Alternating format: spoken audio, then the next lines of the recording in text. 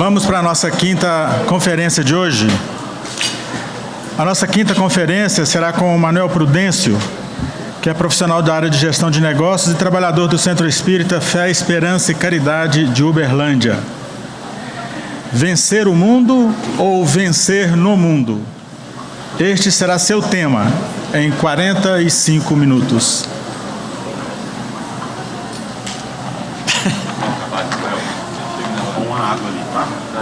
Gasta não. Boa tarde a todos.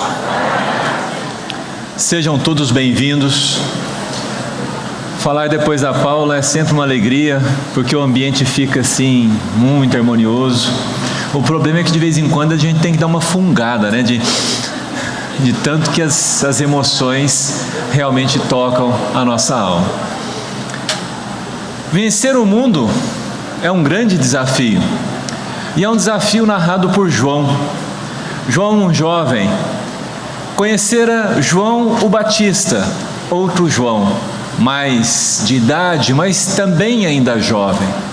E desde sua juventude sentia bater no seu coração como que uma saudade, um desejo de reencontrar, uma percepção de que faltava algo, faltava alguém, faltava um complemento na própria vida.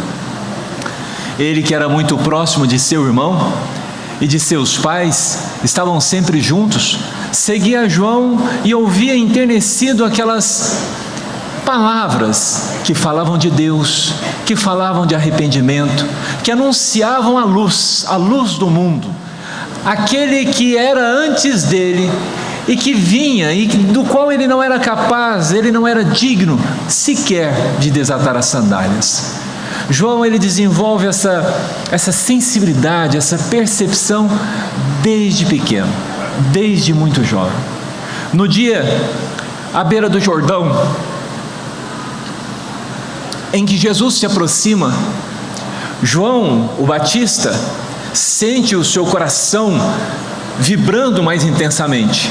E ele aguarda a palavra do Senhor, porque ele não sabia que o seu primo, que aquele Jesus que ele crescera junto, era o enviado, era aquele que libertaria o povo, era a verdadeira luz, aquele que tinha feito tudo, aquele que no princípio era o Verbo e estava com Deus e era Deus, numa comunhão, numa união, numa perfeição.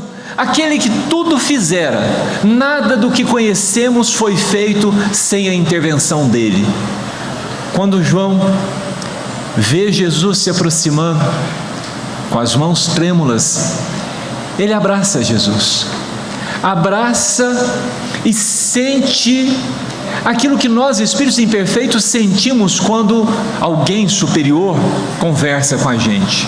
Sente vergonha, sente uma dor no peito pelo tempo perdido, percebe o valor de todas as coisas, de tantas coisas, de tantos detalhes, começa a olhar para o mundo com outros olhos, porque os fluidos vivificantes do Mestre ali o envolviam, aquela presença não só dele, mas dos anjos que o acompanhavam, aquelas vibrações que consertavam os corpos, que tocavam as almas, que fazia com que as trevas estremecessem.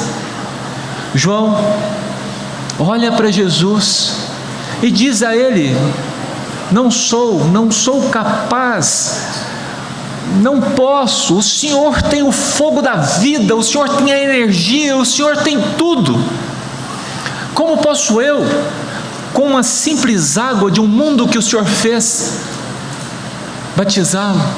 O Senhor, que não tem arrependimento, não tem porquê, porque não há erro, que vive em comunhão, como fazer isso?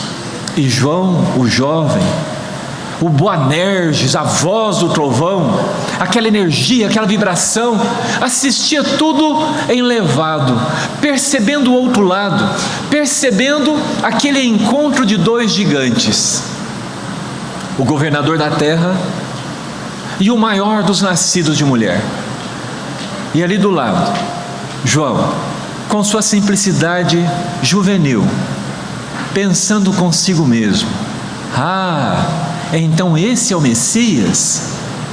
E o João, o Batista, olha para ele e diz: sim, esse é aquele de quem tenho dito, esse é o que vocês devem seguir, esse é o Cristo de Deus, aquele que Deus enviou para salvar o mundo, aquele que fez o mundo, aquele que cuida de nós há tanto tempo, é esse que vocês devem seguir. Mas ele falava em vão, porque João já sabia sem palavras, já sabia pela emoção, sabia como acontece quando nós ouvimos uma música, sabia por intuição, sabia, todo o seu ser vibrava, porque também sentia aquela presença, aquela suavidade, aquela paz que emanava do pacificador. Ele sentia o amor, a justiça e a caridade que emanava do justo, porque o justo era amoroso, era caridoso, trazia em si a personificação de tudo que nós podemos almejar, trazia um modelo vivo dado por Deus para nos salvar. Jesus fala para João o Batista: sim, nós devemos cumprir as profecias, está escrito, outros semearam antes de nós, nós viemos para colher, reunir em fechos aquilo que estava esparso, o bem esparramado pela humanidade, tantos trabalhadores, tantos corações enviados, tantos sacrifícios, tanta abnegação, tanta dedicação, tanta luz em mães, em pais, em filhos, em amigos, em amores. Quantos corpos gastos nessa jornada imensa da redenção humana. Sim, João, nós devemos cumprir a profecia. E é então que Jesus se ajoelha perante João. E João, quase sem forças, admirado pelo João jovem, que não cabia em si de contente, vai derramar aquela água cristalina sobre Jesus. E naquele momento, como se o céu e a terra se unissem, como se não houvesse mais separação entre os planos, uma voz clama, reboa, como um grande trovão, o que assusta as pessoas que se atiram ao chão: este é meu filho bem amado, em quem tenho posto toda a minha complacência. Pensem no impacto desse momento naquela alma jovem, juvenil, naquele corpo mal formado, no trovão, no Boanerges. Pensem no que fará essa lembrança nesse ser que caminhará anos, que verá todos os seus grandes amigos, seus diletos amigos, seus companheiros de jornada, que terá a oportunidade de ver Jesus translúcido, de ver Moisés, de se encontrar com Elias. O que acontecerá com esse jovem, que nessa jornada perceberá a morte de Pedro, conhecerá Paulo, terá a oportunidade de abraçar Maria como sua própria mãe, de conviver com ela, de deitar no seu colo,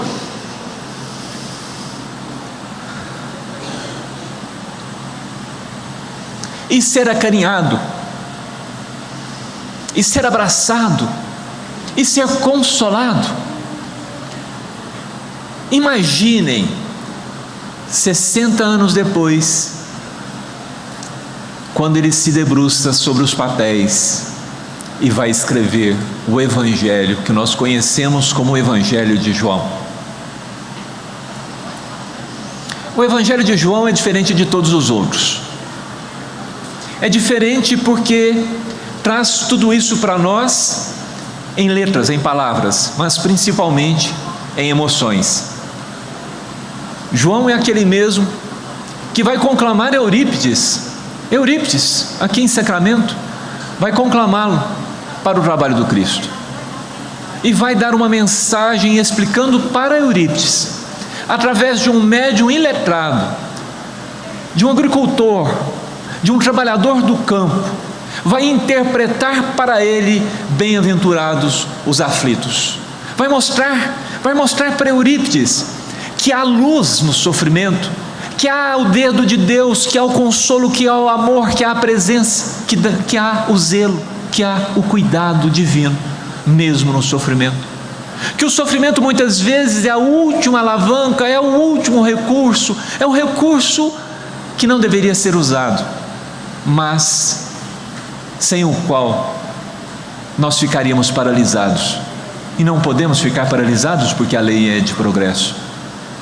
Esse João que vem depois como Francisco, que vem inspirar a tantos corações, que vem cuidar do próprio Evangelho redivivo através do Consolador, do Paracleto, que ele anuncia no seu capítulo 14, esse mesmo João que anda por aí pelas casas espíritas a insuflar coragem, a insuflar esperança, mas não se limita às casas espíritas, porque nós poderemos encontrá-lo também nas igrejas católicas, nós poderemos encontrá-lo também nos templos protestantes, nós os encontraremos nas sarjetas, nas calçadas, visitando os sem lar, sem teto, nós o encontraremos junto àquelas mães abandonadas pelos maridos, que não negaram o filho, que recebem junto ao peito aquela criança que passará por dificuldade, mas sentirá que foi amada, porque não foi abortada, porque não desistiram dela, porque alguém teve coragem, foi inspirada, foi envolvida por aquele amor que não vem de Jesus, que vem de antes, que vem da criação do mundo, que vem daqueles tempos imemoriais, quando apenas uma nebulosa, Deus chama Jesus, e não só Jesus, mas chama seus Cristos, e numa reunião solene, entrega para eles aquele pedacinho de nada, e diz-lhes: construa aqui uma morada para receber Tupaciguara, para receber Centralina, Ituiutaba, para receber Canápolis, para receber tantas cidades, para receber um Brasil, para receber uma Europa, para receber todos esses povos vindo de outras quedas, povos migrantes de outros planos, não só inferiores, mas também superiores. Esse João, que saindo do corpo, vê ali as profecias do futuro, entende o alfa e o ômega, o princípio e o fim, esse João vai nos dizer que num dia em que os corações estavam aflitos, fatigados, cansados, num dia em que Jesus, de uma maneira muito terna, preparava aqueles espíritos para as grandes batalhas do porvir, convocava neles o que eles tinham de mais grandioso, preparava cada um daqueles corações para as grandes tarefas, não daquela época, as grandes tarefas que continuariam milênios afora, continuamente, porque a transformação da humanidade, sabia Jesus que não aconteceria naquele momento.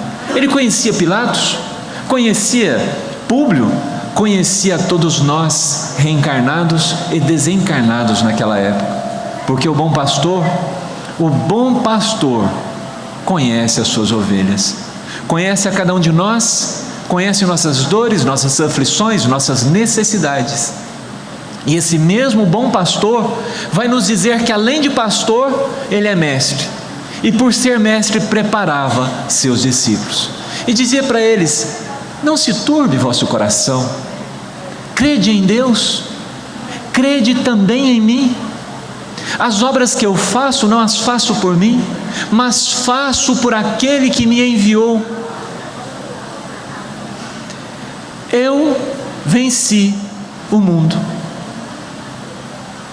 mas eu rogo a Deus para que não tireis a nenhum de vós do mundo.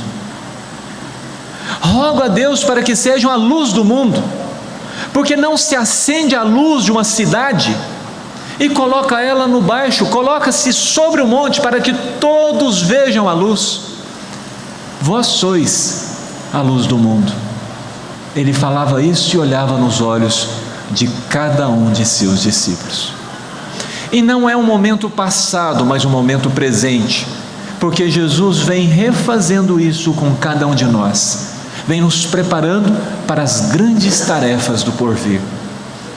Porque aqueles que lhe silenciaram suas querelas, aqueles que dedicaram a obra em primeiro lugar, aqueles que souberam calar e abnegadamente carregaram seus fardos, que a revolta deixa cair, a estes serão confiados os postos mais difíceis da grande obra de regeneração da humanidade. Vocês conhecem, vocês se lembram desse trecho que tantas vezes foi estudado. Nós estamos aqui em preparo. Nós estamos aqui não para sermos consolados, porque já o somos conhecendo a doutrina espírita, e aqueles que não a conhecem já o são conhecendo o próprio Evangelho do Cristo. Nós já estamos consolados porque temos a figura do Mestre conosco. Nós já encontramos o Paracleto, o Espírito de verdade, que o mundo naquela época não conhecia e não podia receber, mas que hoje nós recebemos no silêncio dos nossos lares. Recebemos na mediunidade de nossos filhos que têm sonhos, recebemos pelos nossos velhos que profetizam.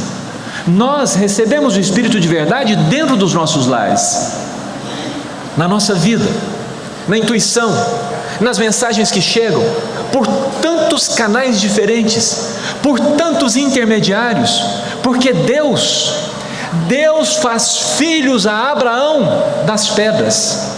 Se Deus precisar conversar comigo ou com você, Ele usa de um cão pequenino, Ele usa de um passarinho que chega na nossa janela e começa a cantarolar, Ele usa de uma flor que desabrocha em meio ao nada, aquele deserto, aquela sequidão, e nós andando no meio do campo, uma flor para nos falar que Ele olha por nós, que nem tudo está perdido, que há sim esperança, que nós também venceremos o mundo.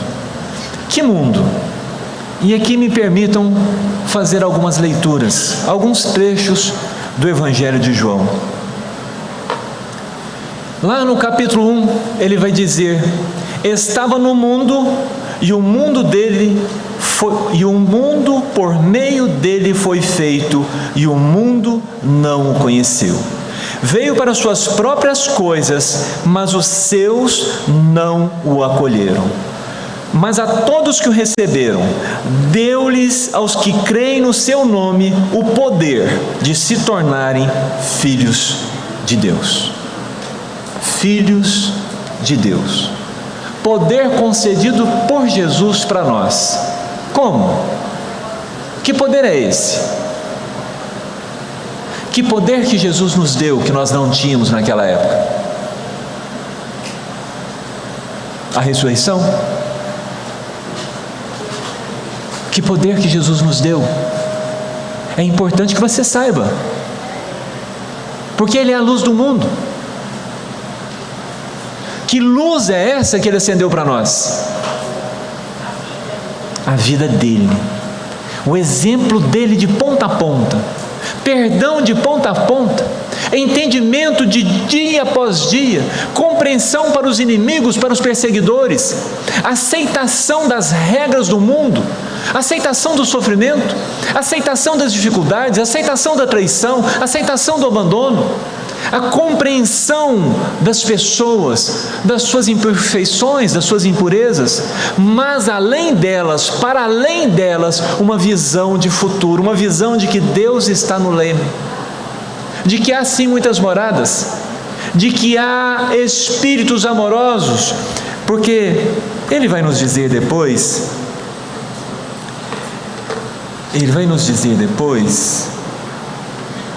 assim: eu rogo por eles, não rogo pelo mundo, mas por aqueles que me destes, porque são teus.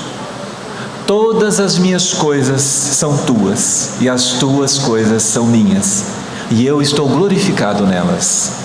Não estou mais no mundo, mas eles estão no mundo, e eu estou indo para ti, Pai Santo.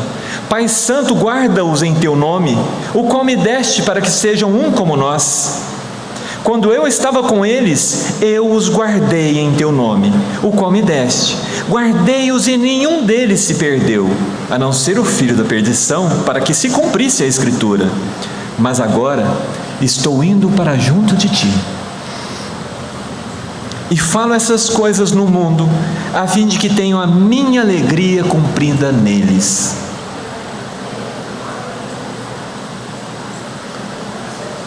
Como está a sua alegria?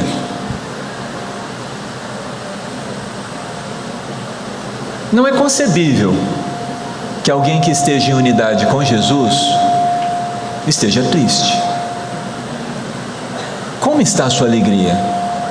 Você, dentre bilhões de espíritos na terra, teve a oportunidade de estar aqui hoje.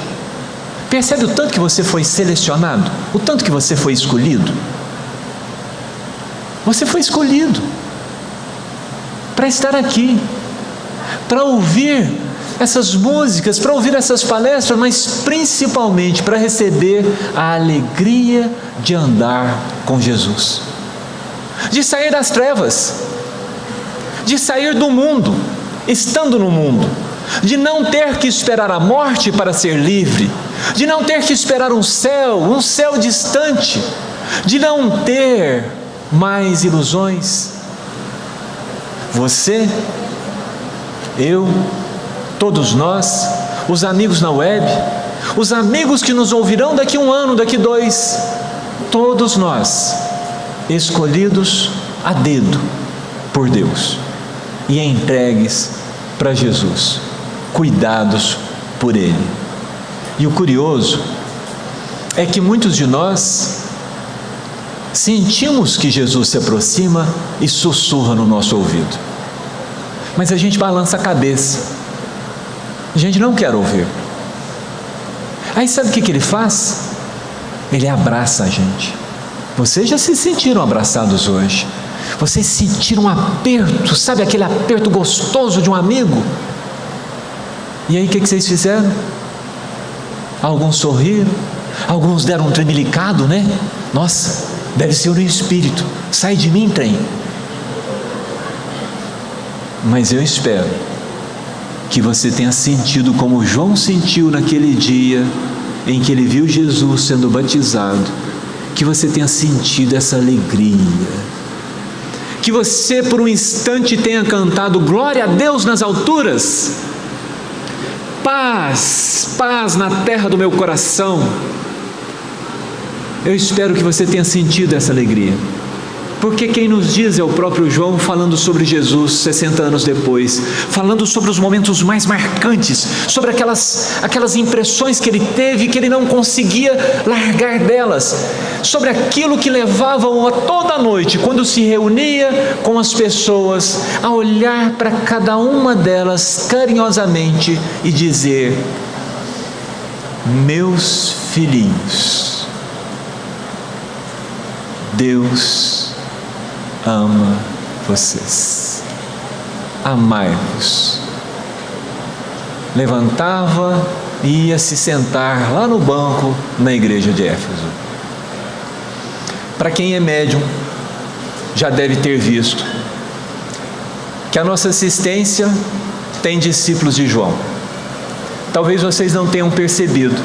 Se puderem olhar um pouco além, verão que João está inspirando aqueles que nos inspiram nessa tarde. Nós não estamos sozinhos. Nós temos os trabalhadores reencarnados, sim, nós os temos. Mas existe uma falange de espíritos desencarnados que trabalham desde antes para que nós possamos ter esse encontro. Espíritos que nos acompanhavam foram socorridos, foram tratados, foram atendidos. Companheiros que visitam nossos lares há séculos encontraram a paz nesses dias, estão se revigorando junto a entes queridos, revivendo aquelas sensações de amor que haviam perdido. E nós temos aqui alguns minutos de paz, alguns minutos de paz para nos fortalecermos para a grande batalha que ainda se trava no mundo. Se trava não para convencer as outras pessoas, mas pela minha e pela sua felicidade, pela felicidade de cada um de nós. Nós não estamos aqui para pescar homens, essa tarefa foi dada a Pedro e aos seus discípulos. João está pescando homens. Nós estamos aqui para sermos peixes, para sermos pescados, para irmos para a barca do Cristo, para irmos para o mercado, para alimentarmos o povo, para sermos o exemplo vivo, para que as pessoas vejam na nossa alegria o que é ser cristão, para que as pessoas vejam na nossa abnegação, na nossa conformidade, na nossa coragem de enfrentar as dificuldades do mundo, o que é ser cristão, para que eles vejam a nossa unidade com o Cristo nas nossas tarefas diárias, para que os nossos filhos, confiados por Deus a nós, olhem para nós e sintam que nasceram num lar cristão, e vejam o nosso sorriso, vejam a nossa esperança, vejam a nossa fé, e se contagiem dessa fé, e se encham dessa energia, e se transformam de uma maneira tão radical, mas tão intensa, que não sejam mais a mesma pessoa. Nós estamos aqui sendo resgatados das nossas descrenças, das nossas desilusões, das nossas misérias morais. Ele vai continuar dizendo: não rogo que os tires do mundo, mas que os guardes do mal. Eles não são do mundo, como eu também não sou do mundo. Santifica-os na verdade, a tua palavra é verdade. Assim como me enviaste ao mundo, eu também os enviei ao mundo. E nós vamos encontrar uma carta dos discípulos, que fala que Jesus envia carta aos cristãos. E nós vamos encontrar lá no nosso lar um momento curioso em que Lísias, conversando com André, diz assim: André, diariamente, dessa cidade maravilhosa que nós estamos aqui, e de outras cidades mais elevadas ainda, partem centenas e milhares de cartas do Cristo, cartas de amor para a humanidade. Diariamente. Espíritos preparados, vocês, espíritos preparados, nós, trabalhadores do Cristo, renascemos como cartas de amor para a humanidade. Então, quando as pessoas se chegarem a nós, quando alguém olhar para nós, abrace-o, envolva-o em todo o seu carinho, ame-o, veja nele um filho de Deus, veja se ele não tem sede, dele a água viva que jorra do seu coração, vê se ele não tem fome e dê o pão do céu, que é o próprio Cristo, com suas palavras, com seu verbo revigorante, vê se ele não está desnudo e vista-o com a sua capa, conduza-o para a sua morada, reparta com ele esse céu, essa árvore, essa sombra frondosa que é a árvore do próprio Evangelho a nos agasalhar. Compartilhe com ele o pão da vida, seja para ele o que foi Ananias para Paulo, seja para ele o que foi Pedro para Estevão, seja para ele o que foi Jesus para João, seja para ele o que é Kardec para nós, uma luz, um convite contínuo da verdade, uma nova chance, um renascer, um progredir, um reencontro, uma lembrança, mas principalmente um recomeço melhor, um recomeço mais digno, mais justo, um recomeço, uma regeneração, uma vida nova, um renascer. Porque diz Jesus, nesses mesmos trechos, que quando ele fosse erguido, ele atrairia-nos ao seu coração. E Jesus foi reerguido, e ao terceiro dia voltou para nós. Nesse dia vocês já sentiram a presença de seus amados. Paula nos envolveu com uma música radiante, em que os entes queridos de cada um de nós, os meus entes queridos, os seus entes queridos, tiveram a oportunidade de vir entregar-lhes um beijo e um abraço. Uma oportunidade ímpar, porque às vezes nós esperamos só a carta e não vemos o abraço, e não vemos o aconchego, e não sentimos, não permitimos sentir a presença desde ontem, desde antes, os sonhos, aquele refrigério da alma, aquela tranquilidade, aquela esperança brotando em nós. Sim, Jesus já foi erguido, Jesus já voltou e caminha entre nós, através desse paracleto, do Espírito Consolador, que é o Espírito de verdade, que está para sempre conosco, porque está em nós, no nosso coração, na nossa vida, nos mandamentos que nós aprendemos dele.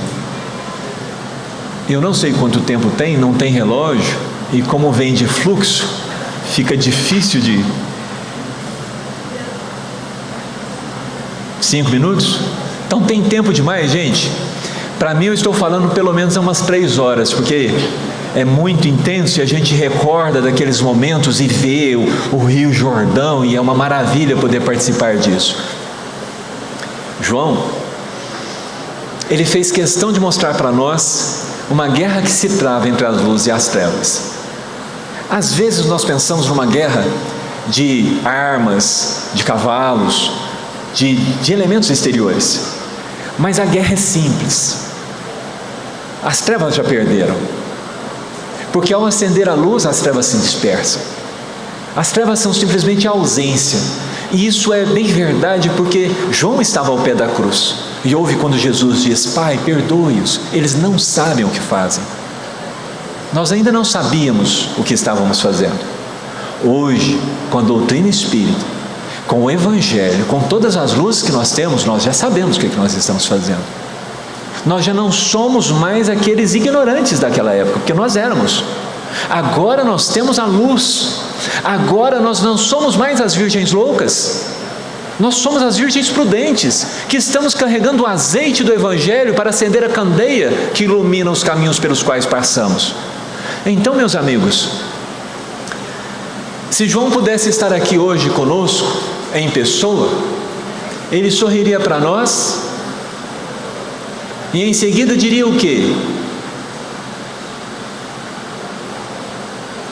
Meus filhinhos, vocês sentiram o carinho dele nos meus filhinhos? Vocês sentiram que ele é um papaizinho? Sentiram o sorriso dele?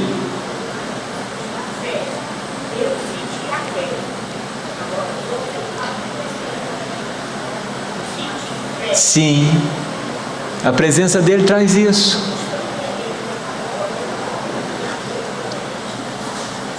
João, ele não queria escrever o livro das profecias, mas ele tinha que escrever. E ele só escreve por causa do final. Porque no final, depois de trazer tanta notícia ruim, porque João era vibrante, era enérgico, depois de trazer tanta notícia ruim, lá no finzinho, Jesus mostra para ele a nossa redenção. João, quando fala para nós, meus filhinhos, ele não está falando para nós, perseguidores do passado, trabalhadores da Inquisição, né? Muitos aqui, cruzados, que invadiram Jerusalém. Não, ele não está falando para isso. Ele está olhando para nós como os cordeiros. Ele está nos vendo como aqueles filhos do homem, novos cristos, fazendo as coisas que Jesus fazia e muitas mais.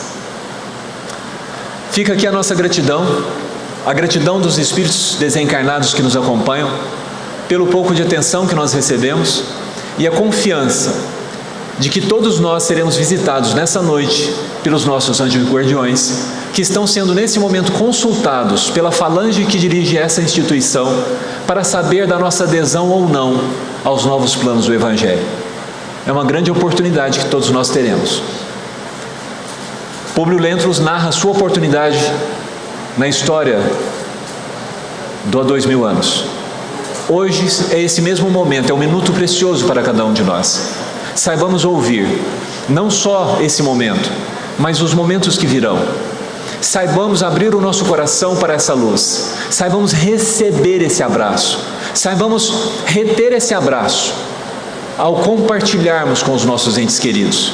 Não tenhamos vergonha, não tenhamos medo, porque se fizeram o que fizeram ao Mestre, o que farão os discípulos? E se fizerem as mesmas coisas aos discípulos, onde nós nos encontraremos? Na Nova Jerusalém. Na Nova Jerusalém, não lá, mas aqui, porque Jesus vem estabelecer o reino de Deus, o reino dos céus, aqui, não hoje, não no futuro, há 2000 anos atrás, ele estabeleceu aqui, e desde então, o príncipe do mundo foi expulso. Tem hora que não parece, né? Mas foi expulso, porque Jesus Jesus venceu o mundo. Mas ele foi crucificado e retornou no terceiro dia. Ah, então é a ressurreição? Não. Hoje ele está aqui conosco. Vocês não viram na música da Paula? Hoje ele está conosco, ele não está lá. Ele não está lá, ele não é do mundo, mas o mundo é dele. Ele venceu. E nós somos de quem? De quem nós somos? Para quem nós somos entregues? Quem recebeu a terra para fazer e quem recebeu os espíritos para redimir? O príncipe do mundo? Não. O Filho do homem, o unigênito, o Cristo de Deus, Jesus, o justo. Que a paz dele nos envolva a todos.